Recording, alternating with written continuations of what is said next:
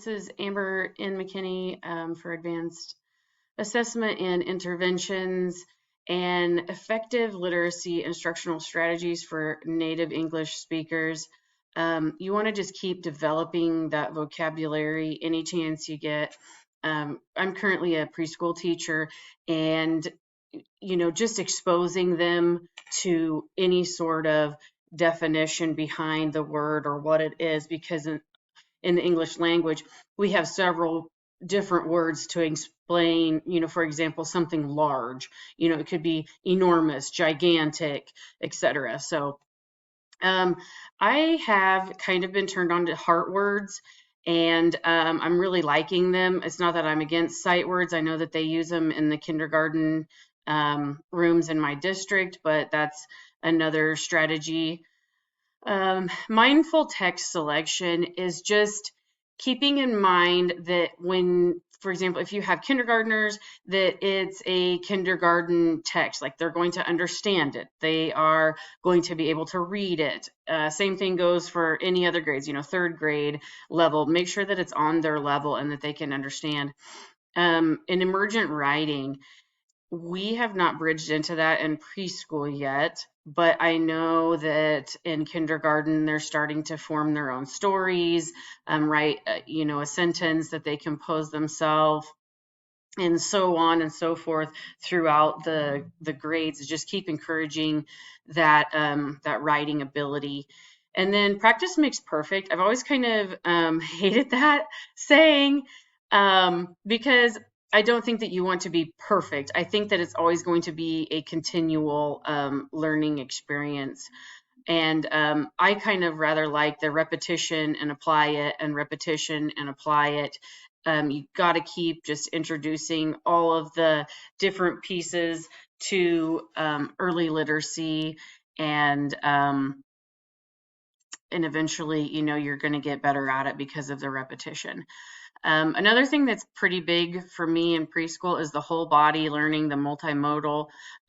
We use whole body listening, and then even in literacy we use like zoophonics, and it's putting an action with the sound that the letter makes. So not only are we seeing it, we're hearing it, we're doing the action.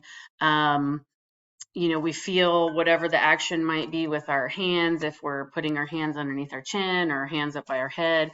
It's just good to get all of our senses in the learning process. And then the last one is, learning by experience, relate those experiences to personal experience. For example, through comprehension, you can relate the story. If they got a bicycle for Christmas in the story, did anyone else get a bicycle for Christmas? And you can kind of relate things to personal experiences that way. For effective literacy instructional strategies in English language learners, daily reading exposure to students. Read them a story every day. If they are started reading, have them read a story every day. Keep reading every day. For comprehension support, I feel like you got to check really often for this. Students don't understand the text or the vocab word. I mean, comprehension is lost. They're not going to understand the story. They're not going to understand the sentence if they don't understand, one word. Ways that you could help this is like sequencing the story, graphic organizers or story maps, or ordering words in a sentence for the younger learners.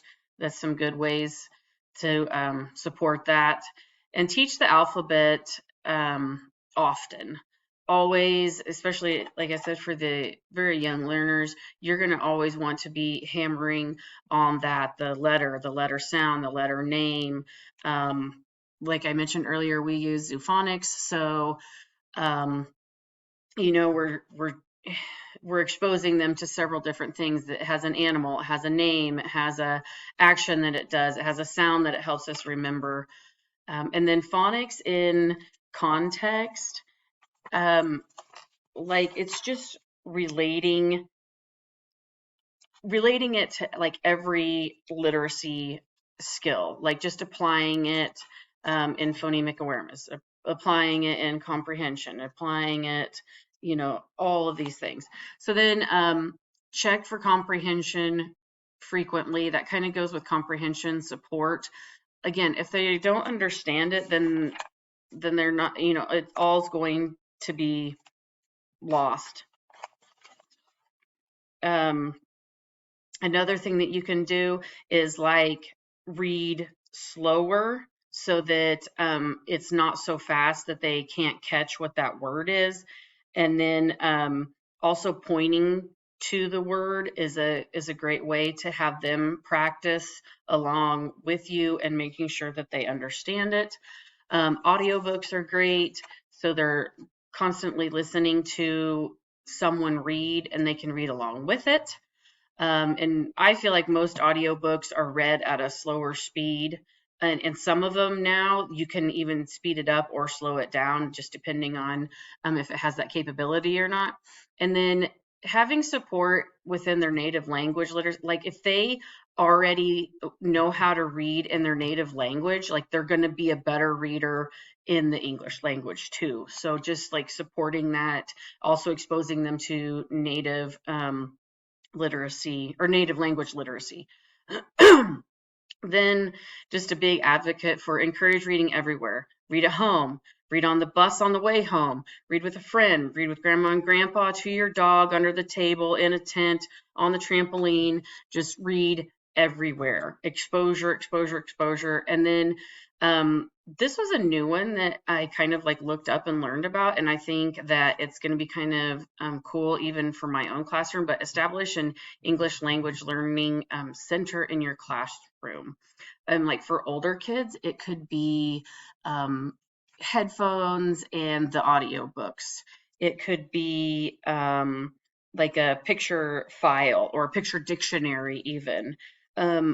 And then like labels around the room. You could even make an activity out of it that they, even for younger kids, they could read the word and then they could go put it by the sink or the chair or just to learn all that different stuff. So these are, I kind of went through like differences and similarities, but a lot of it is the same as far as like, it's like for younger kids, especially like checking for comprehension frequently, hammering the letter names and the letter sounds and phonics and context. Like I think that is all of the same for whether you're an English native speaker and learner, or if you're just you're new to the English language.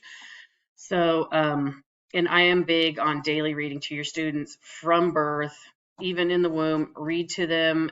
It's going to help them be a better reader if they are listening and hearing it.